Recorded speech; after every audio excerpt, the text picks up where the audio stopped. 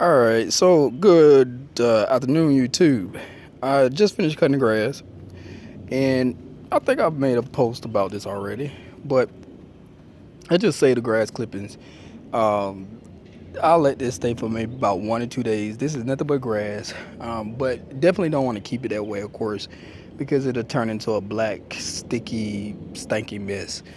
So you need something that's, brown. Everybody know about compost. I'm not teaching nobody nothing new there, but that's what I've been doing, and every time I cut the grass, probably once a week, I'll take what's already there combined with some compost and leaves, and then I just transfer it over here. Now let me tell you about this compost.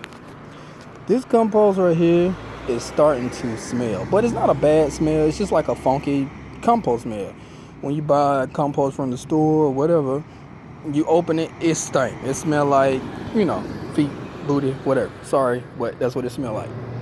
Um, and so you can see the black that was at the bottom of them compost bins, and it's definitely heating up because it's hot outside.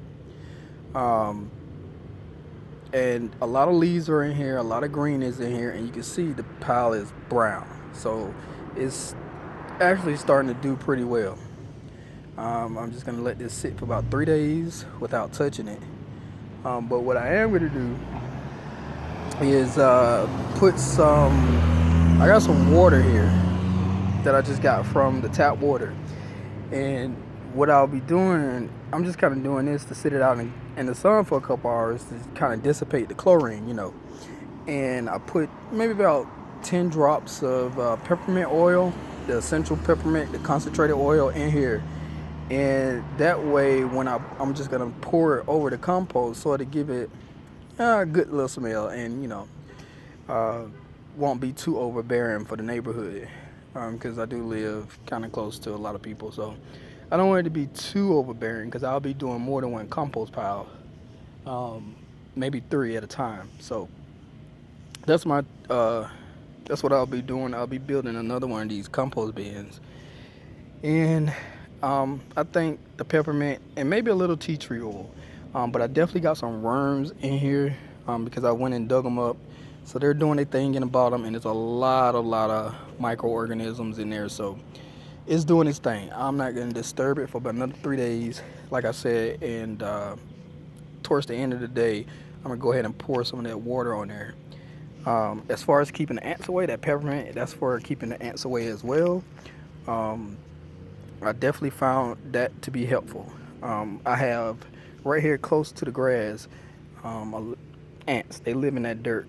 And what I found is that the stuff that you buy from the store, it doesn't phase them. I'm being honest. I don't know. It just doesn't phase them. So what I pour down there is pepper. I think pepper is very toxic to them. They don't like it. Pepper and something else. Pepper, oh yeah, cayenne pepper and black pepper and peppermint oil. And so far, so good. So those 3 things, organic. I recommend if you're doing a garden that you're going to be eating your stuff, I recommend using those 3 products. Now, another thing for composting, if you do it in your front yard or your backyard, it'll kind of attract, whatever kind of pests that can possibly, get your plants. Like in my case, I have plants here, but I don't want the pests to be over there. So where the pest is going to go, they're going to go over here because it's a little more stanky, and it has a lot of stuff that they want. So they're going to do this versus my plants. So it's kind of like a deterrent. It's kind of like all around working system, and I'm enjoying it. So that's just a little update on my compost. Shortly here, I'll be building some type of a box. It's going to be a higher box this time, and it's going to be for the cucumbers. Cucumbers, they do need a tall area to grow, a lot of space, probably like 18 inches off the ground and whatnot. All right, well, stay tuned, subscribe, like this video, share, and stay blessed.